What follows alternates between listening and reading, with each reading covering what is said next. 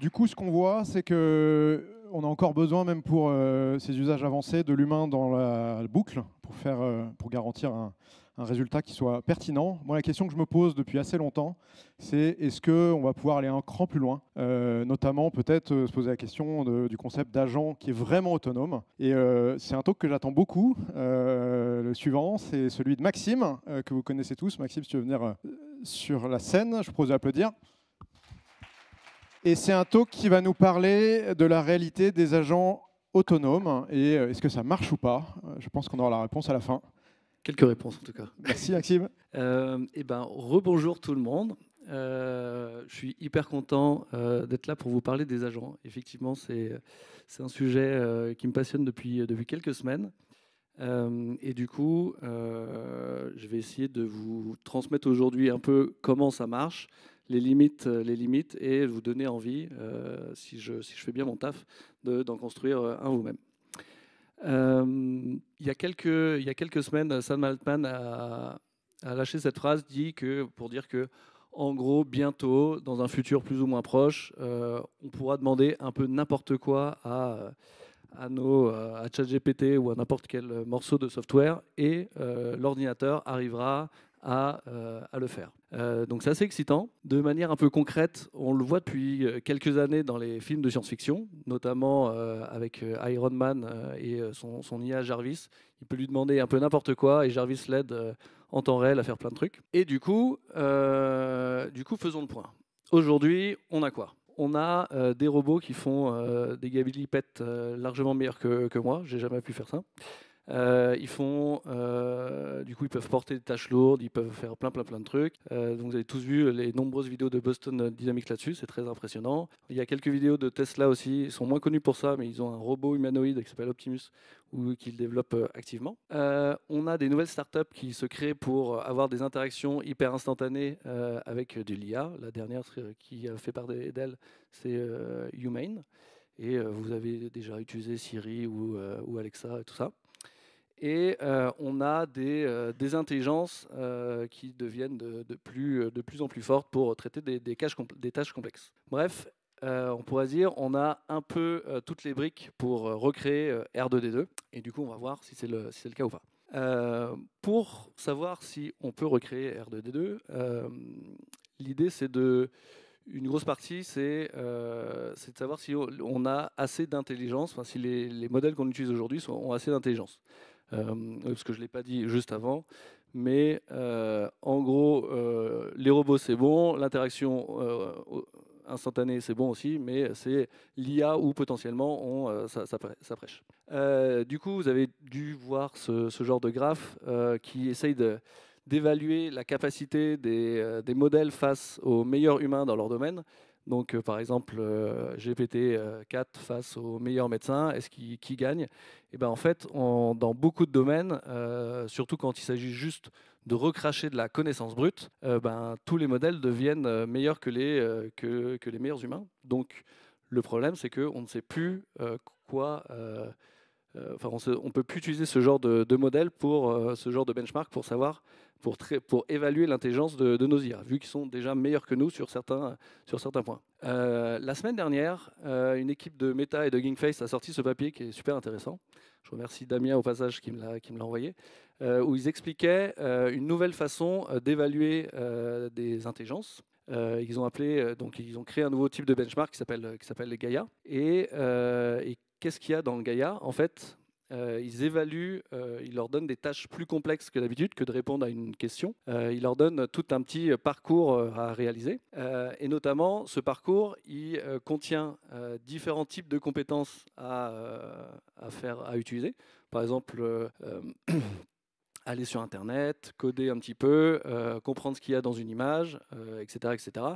Et on ne peut pas donner une réponse, même un humain ne pourrait pas donner une réponse du premier coup, il serait obligé de faire plusieurs étapes. Donc du coup, ils ont créé un petit parcours du combattant comme ça, et donc ils ont classifié ces tâches en trois niveaux. Le premier type de tâche, il y a besoin soit pas d'outils, soit d'un outil, par exemple juste de browser Internet, et on répond assez rapidement, en moins de 5 étapes. Le deuxième niveau, il va falloir utiliser plusieurs outils, par exemple browser Internet et coder. et ça nécessite d'itérer sur au moins une dizaine d'étapes. Et le niveau 3, c'est un peu le niveau, ce que je mets le niveau R2D2, où Jarvis, on peut lui demander à peu près n'importe quel type de tâche complexe, et l'IA réussit à la faire. Ce qui correspond à utiliser beaucoup plus que 2 outils, enfin 2 outils ou plus, et au moins 50 étapes, parce que c'est très compliqué. Un exemple de ce genre de tâches complexes, c'est organiser une conférence. Ça se fait en beaucoup d'étapes. Et dans le papier, ils ne sont pas contentés de créer le benchmark, ils ont aussi benchmarké les IA actuels. Et en fait, ce qu'on voit, c'est que, première conclusion, malheureusement, aujourd'hui, on n'est pas prêt de faire des RD2.2 parce que les intelligences ne sont pas assez fortes. Les IA actuels commencent à se débrouiller pour les niveaux 1, où on arrive à faire, pour les meilleurs 30% des tâches. Pour les niveaux 2, ils arrivent, quelques tâches de niveau 2, ils arrivent à le faire. Mais vous voyez qu'au niveau 3, c'est-à-dire les tâches vraiment complexes, il n'y a personne. Donc première conclusion décevante, ce ne sera pas pour demain. Deuxième conclusion un peu plus optimiste, c'est qu'ils trouvent une voie pour augmenter largement les capacités des IA. Et c'est ce qu'ils mettent dans le graphe, c'est GPT-4 plugins. C'est-à-dire c'est d'augmenter les IA avec des outils qu'on code nous-mêmes. Et c'est le sujet d'aujourd'hui, c'est les agents. Les agents, c'est quoi? C'est des IA avec des outils qu'on va leur donner. Et donc du coup, je vais vous expliquer comment ça marche. Je vais le faire avec un premier exemple. Depuis quelques semaines, l'exemple que vous connaissez le plus, c'est ChatGPT. Depuis quelques semaines, je ne sais pas si c'est pas pour les utilisateurs payants, mais pour les utilisateurs payants, ChatGPT est devenu un vrai agent. C'est-à-dire qu'on peut lui demander des questions un peu plus compliqué, et vous le voyez qui fait des recherches sur Internet, qui peut générer des images et qui peut même générer du code pour, par exemple, créer des graphiques. Du coup, je lui ai demandé une question qui nécessite de faire quelques étapes. Je lui ai demandé il y avait combien de stars GitHub sur le repo Elephant dont je vais vous parler tout de suite. Et donc, du coup, qu'est-ce qu'il fait? Il commence par écrire du code, à mon avis, pour appeler l'API GitHub. Et en fait, il n'y arrive pas. Mais comme c'est au-delà d'un LLM, avant le LLM, quand il n'y arrivait pas, il répondait bon j'y arrive pas. En fait, comme il y a une structure d'agent maintenant sur OpenAI, il comprend qu'il a pas réussi, et donc du coup, il tente une nouvelle stratégie. La nouvelle stratégie, c'est d'aller voir sur le web. Donc en gros, GPT va créer une requête Bing. Elephant GitHub Stars Count. Le code de ChatGPT va faire cette requête Bing. Bing va renvoyer l'information à ChatGPT, et ChatGPT va extraire l'information pour avoir la réponse. Et c'est comme ça que, en faisant plusieurs étapes, vous voyez, c'est pas d'un coup, c'est pas de l'info qu'il avait dans son réseau de neurones. ChatGPT est capable de me sortir une réponse qui est Elephant à 337 stars. C'est cool, mais c'est pas ça. On y était presque, parce que au moment où quand je lui demande quel est exactement maintenant mon nombre de stars, potentiellement je veux vraiment le bon nombre, et en fait, en vrai, il y en avait 340. Donc qu'est-ce qui s'est passé? C'est qu'il a juste fait une recherche sur Bing, mais la data était un petit peu outdated, et donc du coup, il donne la mauvaise réponse. Et une autre façon de voir ça, c'est qu'en fait, il n'a pas utilisé le bon outil.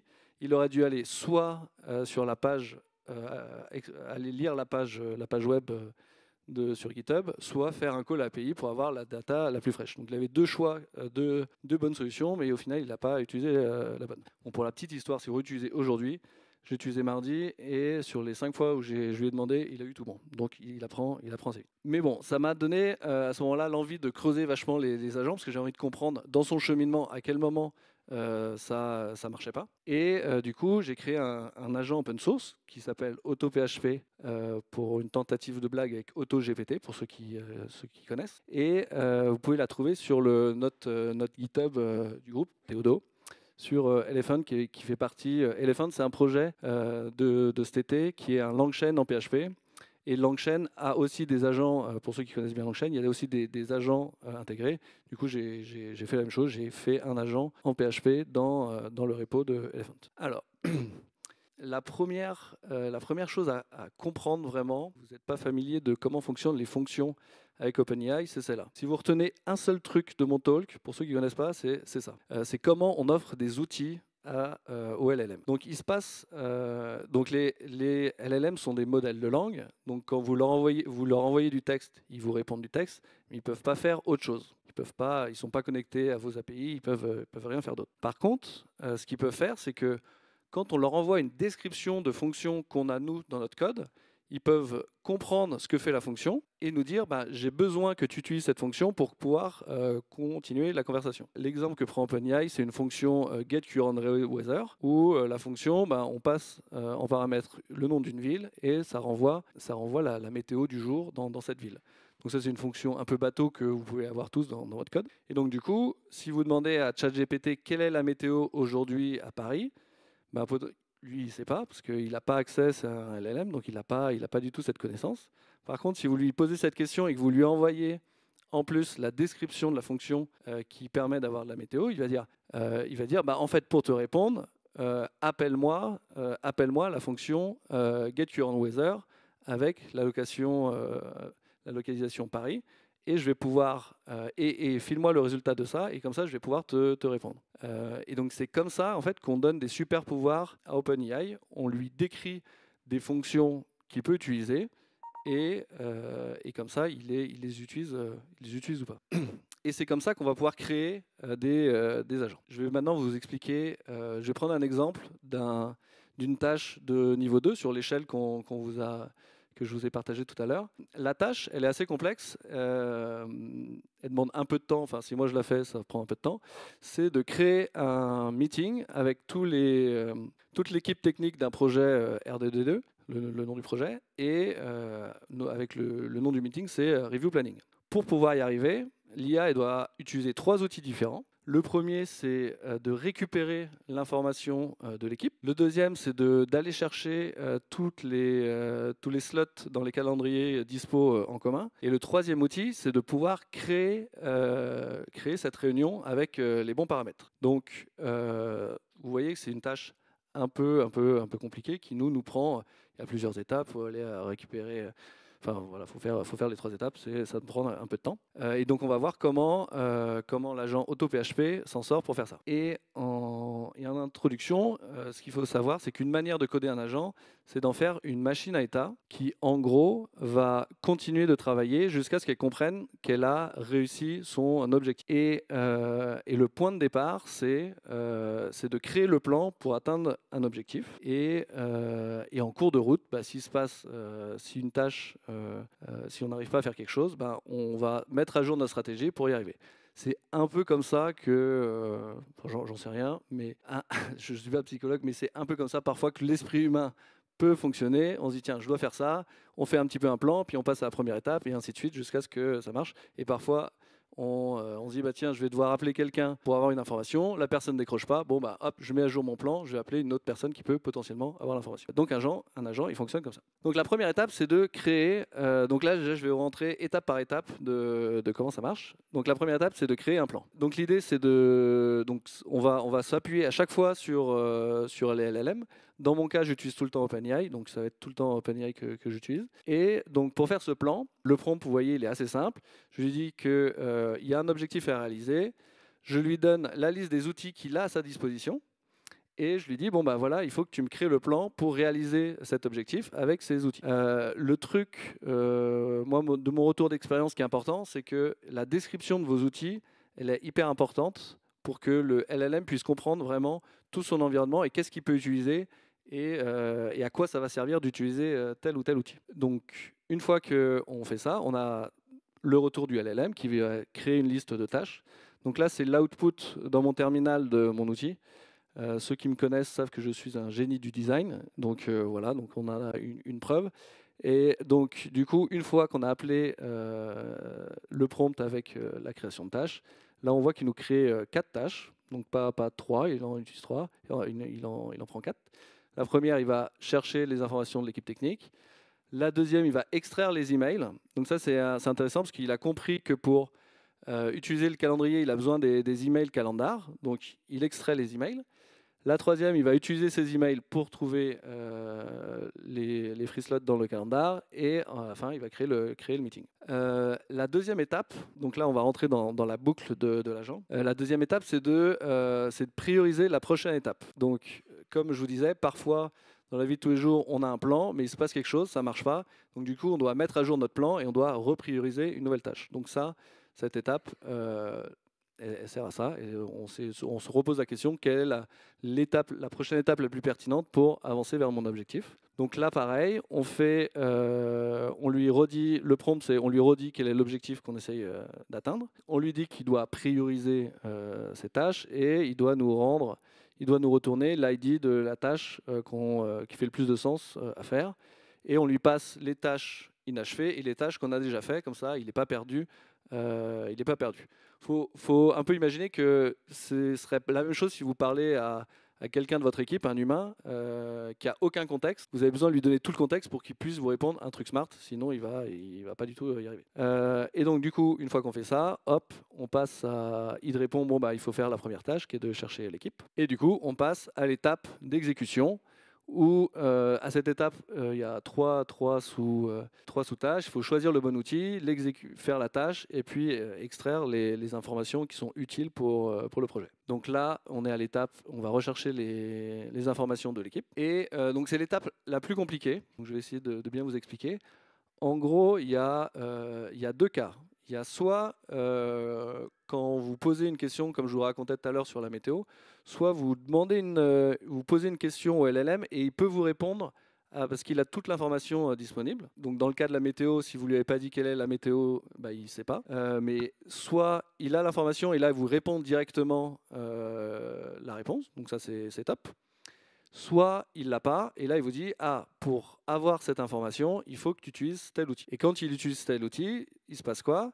Donc il nous répond j'ai besoin d'utiliser tel outil. Nous de notre côté, on va appeler l'outil, on va appeler la fonction, on va récupérer l'information de l'outil, et ce qu'on va faire, c'est qu'on va rappeler le programme qui gère l'exécution de la tâche avec les informations qu'on a récupérées. Et dans ces cas-là, on repasse vers le bas de la boucle, puisque on va, en gros, grosso modo, c'est comme si on disait salut ChatGPT, il fait beau à Paris aujourd'hui.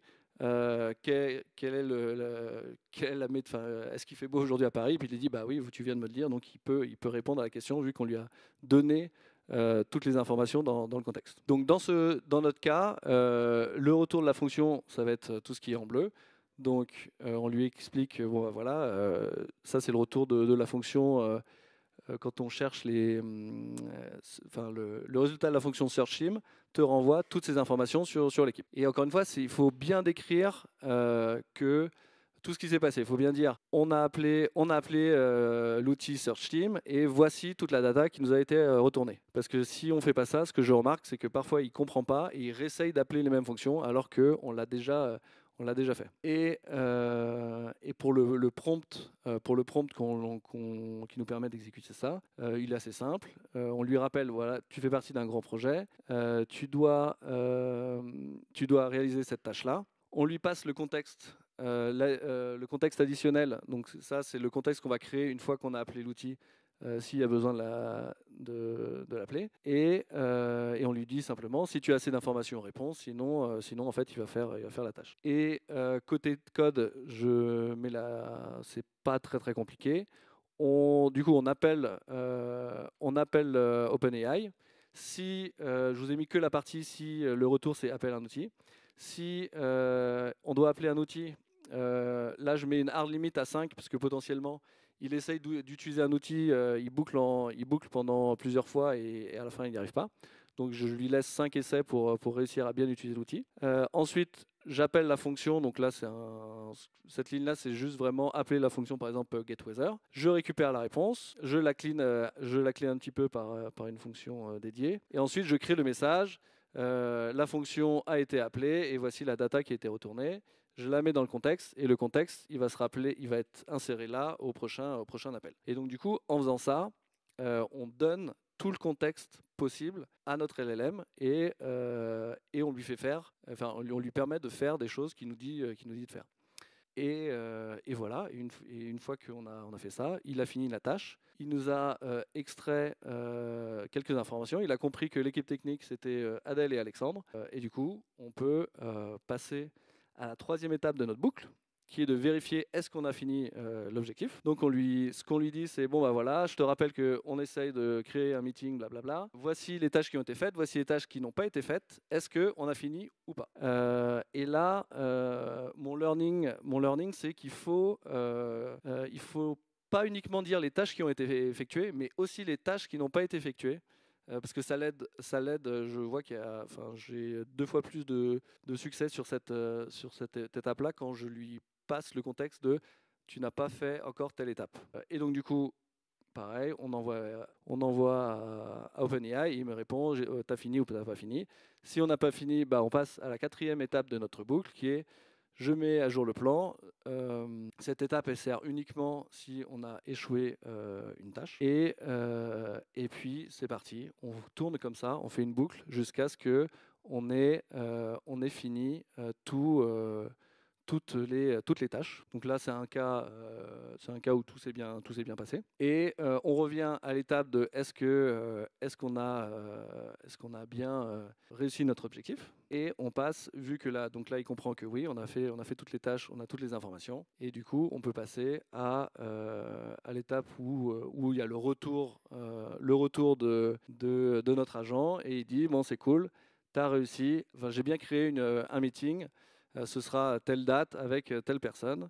Et voilà. Donc c'est assez cool parce que ça, c'est un niveau, vous vous rappelez, dans le niveau de difficulté des tâches, c'est un niveau 2, donc c'est vraiment pas facile à faire comme ça. Et donc il a utilisé 3 outils différents.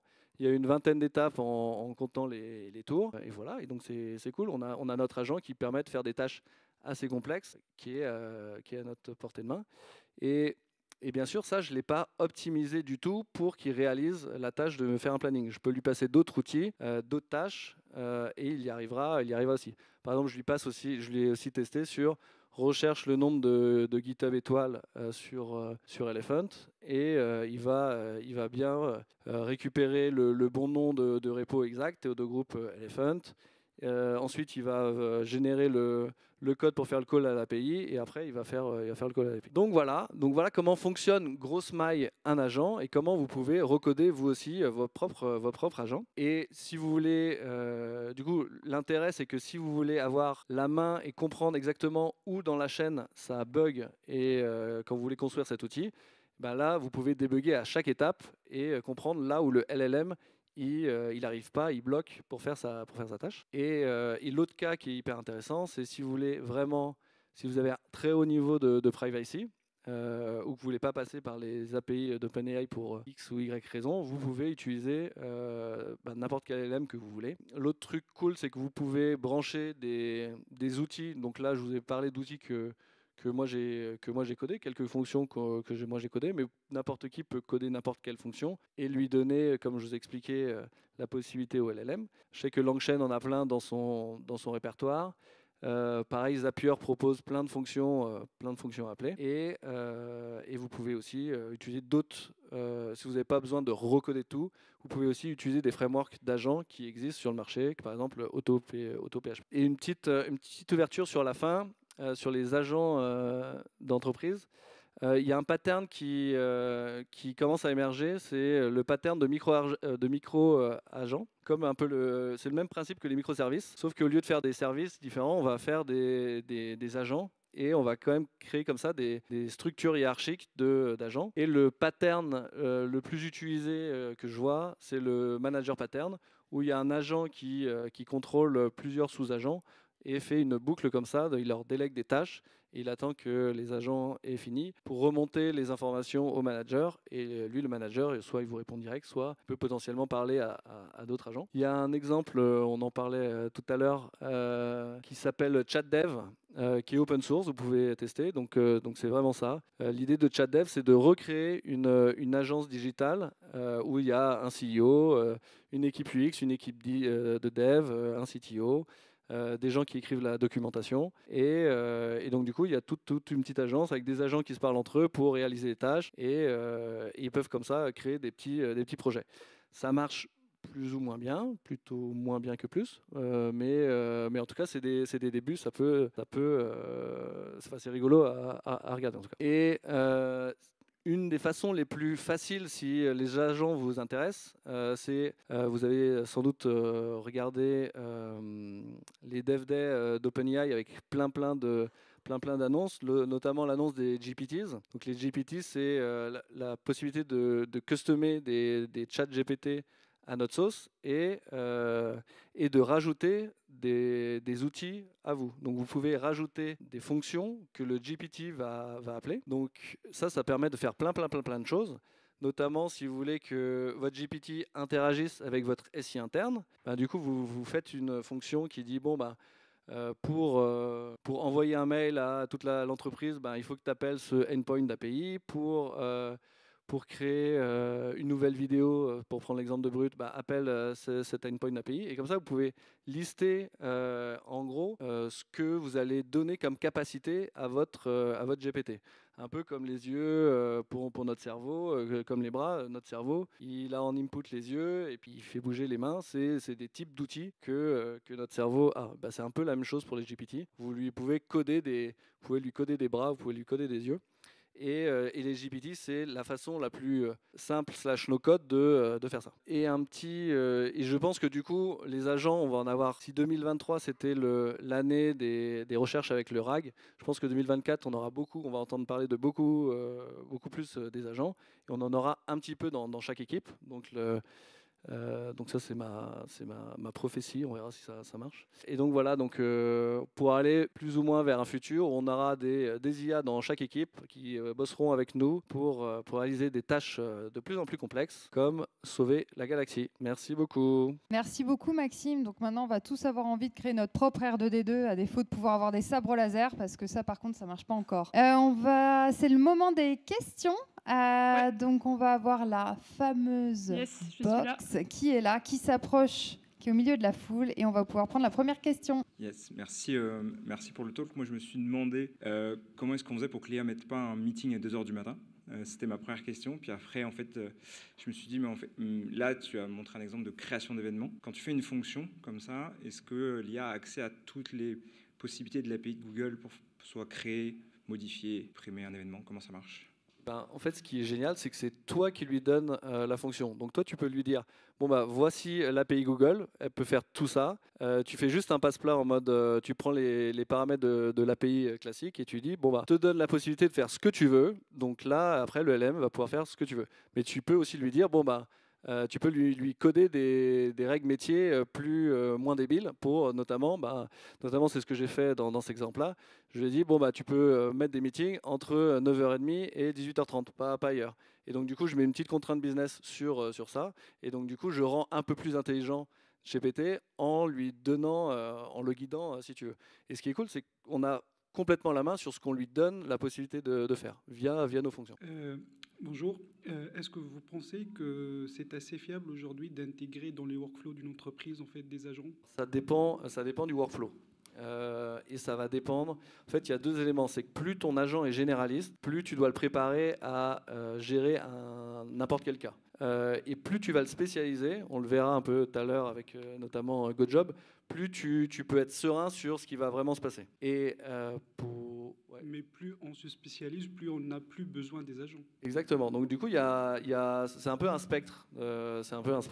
Pour répondre à ta question, aujourd'hui, là par exemple en fait, pour revenir à l'étude du début, pour les tâches complexes, au début, pour l'instant, il y en a plein qui marchent pas. Un truc qui est intéressant, c'est que en fait, ça va aussi dépendre de la nature de ce que tu lui demandes. Tu vois, là, je lui demande de créer un meeting. Potentiellement, s'il n'y arrive pas, c'est pas grave. Ou s'il se trompe, c'est pas très grave. Si c'est une agent, tu travailles dans un hôpital et tu dois imprimer la liste des soins à faire par l'infirmière, c'est un peu plus embêtant s'il se trompe. Et l'autre donnée à prendre en compte, c'est le temps. Je vous ai tronqué une partie de l'étude, mais il y a ce que les agents permettent pour certaines tâches, généralement d'aller, par exemple, 10 fois plus vite que les humains. Donc du coup, et on va voir ce qui se passe dans notre quotidien, mais un des moyens de l'utiliser, c'est de demander d'abord un agent. Et là, tu as une chance sur deux que ça marche, et tant mieux, tu n'as rien à faire. Et si tu vois que ça ne marche pas, tant pis, tu t'y colles toi. Ce qui peut marcher aussi parfois quand on travaille avec des collègues, on leur demande de faire un truc, on n'est pas sûr que ça marche, on vérifie un peu plus tard, bon, bah, ça n'a pas marché, il va falloir que je m'y colle. Et donc, la réponse, c'est ça reste encore expérimental. Par contre, moi, mon conseil, c'est de commencer à tester parce qu'il y a quand même beaucoup de cas qui ne sont pas très compliqués où pour le coup ça marche vachement bien. Et dans nos business, il y a peu de cas où on se dit mon agent dans ce moment-là de mon workflow, il peut se passer n'importe quoi. En vrai, généralement, on sait qu'on va lui envoyer soit des documents, soit...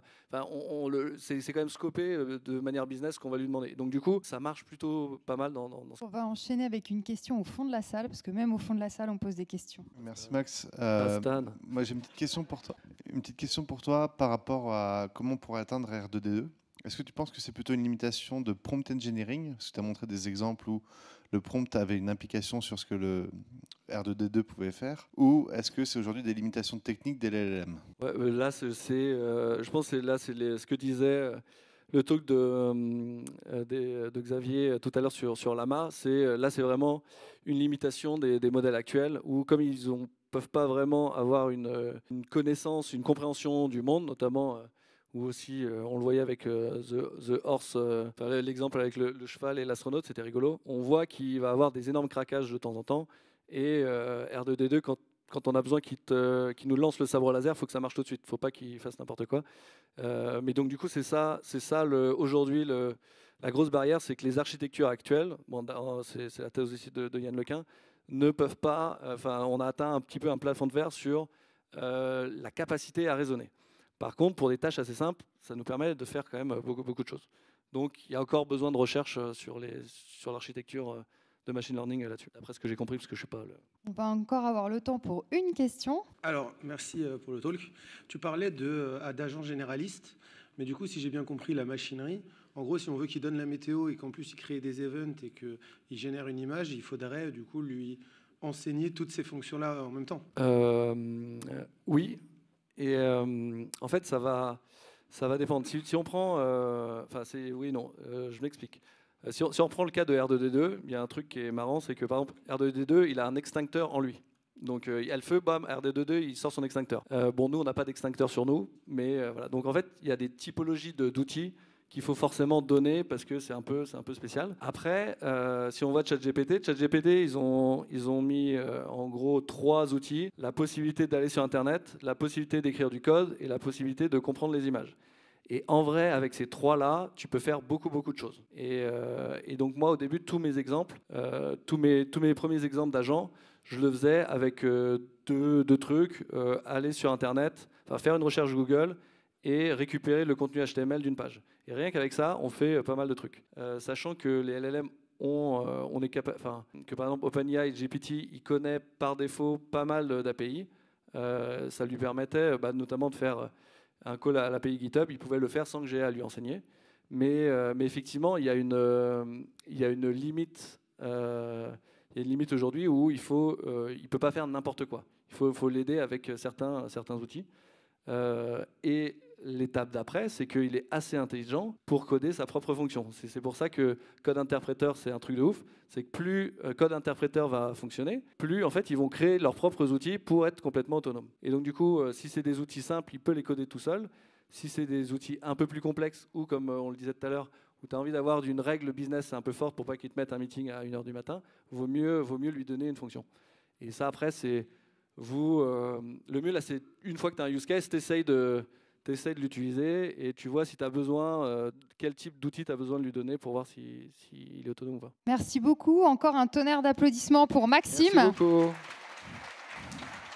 Et merci encore à Maxime d'avoir fait en sorte que cette journée soit possible, mais on aura l'occasion de le remercier plus tard en fin de journée. Là, ça va être un autre moment que vous attendez, ça va être le moment de la pause de l'après-midi.